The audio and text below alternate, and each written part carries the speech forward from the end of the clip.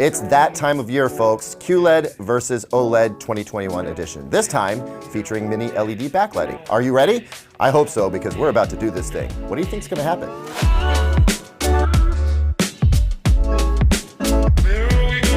Welcome back, everyone. I'm Caleb Dennison, and this has become something of a tradition around here, the annual comparison of a QLED TV versus OLED TV. This year, it's the Samsung QN90A QLED versus the LG C1 OLED, and the stakes are higher this year because the Samsung is packing some mini LED backlighting heat, which could change the game. We're gonna see about that.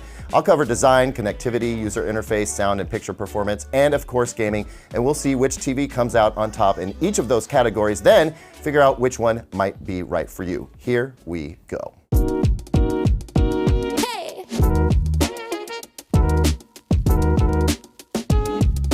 Starting with design, we're looking at two very attractive TVs. Though if I'm honest, the C1 OLED has more shock factor with its ridiculously thin profile. The QN90A is also surprisingly thin, and a no-gap wall mount is also available, so either is gonna look great on a wall. I do need to point out that the Samsung QLED has a pretty effective anti-reflective coating on its screen, whereas the LG OLED can be a bit of a black mirror at times, so can't avoid having that bright room argument again, where already the Samsung has a leg up. Also, both TVs have a centralized stand, which is great, especially when you get into larger screen sizes where with other TVs you have to be worried about how wide the legs might be. Advantage Samsung though for providing a little more room for a soundbar if you stand mount, an extra advantage if you're getting a Samsung soundbar for reasons I'll cover shortly. As for connectivity, this is really about HDMI 2.1, right? The LG C1 has 4 HDMI 2.1 inputs and the Samsung QLED here has 1. Do the math, more is better. Advantage LG if gaming is a big concern, and we will talk about that soon. As for user experience, there's a lot to consider. Overall, I like LG's WebOS a little better than Samsung's Tizen. I'm not in love with either one, by the way, but LG gets a leg up here in gaming, which again, I'll talk about in a moment. Samsung has historically locked down new apps, sometimes exclusively, before anyone else. But unless Nickelodeon Plus is about to drop, and that's the only place you can watch SpongeBob for a year, I don't think you need to worry about that too much. I do want to take a look at the remotes though, because we have LG with the Magic Motion remote, which has lost a little of its magic for me, but at least it doesn't wobble anymore. But then there's Samsung coming in with a built-in rechargeable battery and solar panels on the back for recharging, which I have to admit is very cool. Until the non-replaceable battery dies on you, and then it's a paperweight. So let's hope you replace your TV before the remote dies.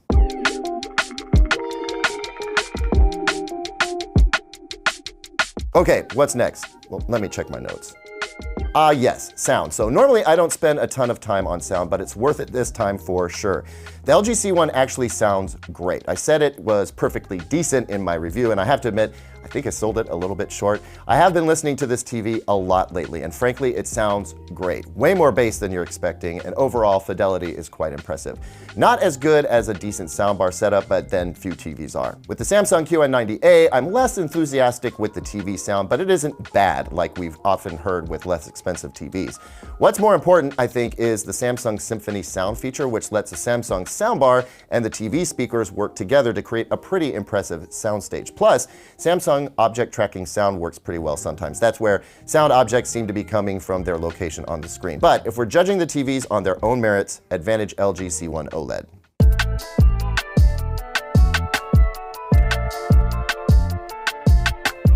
Now for picture quality, and man, this is gonna be tough.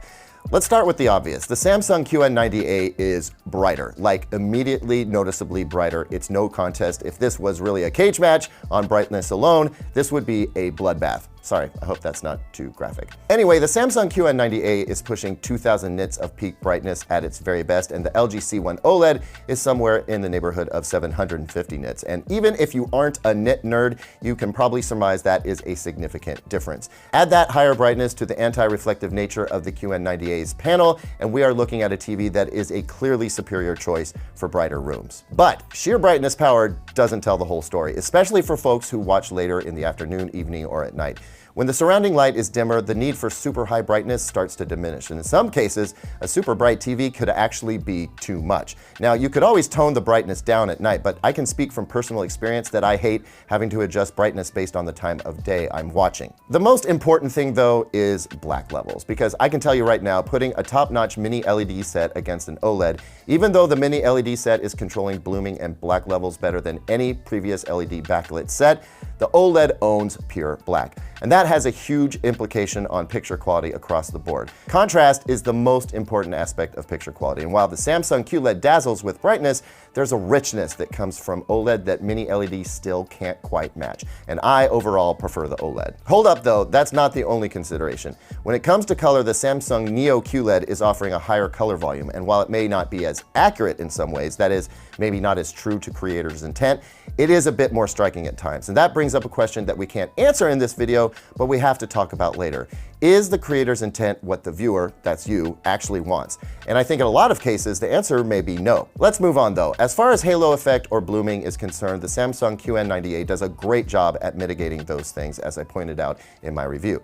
Not perfect, but better than before. OLED is still better. As for off-axis viewing, if you're off to the side, the QN90A looks much better than most LCD displays, but it still doesn't match OLED. So where does that leave us on picture quality? I'd say the Samsung QN90A Neo QLED, can't forget that part, is going to appeal to the bigger audience. It's one of the best TVs I've seen from Samsung, and it's going to be the more practical choice for a lot of folks. My only concern is over how clean the panel is going to be. The unit I have here is very good, but as with all LCD TVs, there's some risk of dirty screen effect, whereas with OLED, that's far less common. The LG C1 OLED, meanwhile, still has its magic. It does things other TVs just can't, and for enthusiasts and for a lot of gamers, it is going to be a deeply satisfying TV. But I just said something I have to dig into a bit more: gaming. So what's up with that?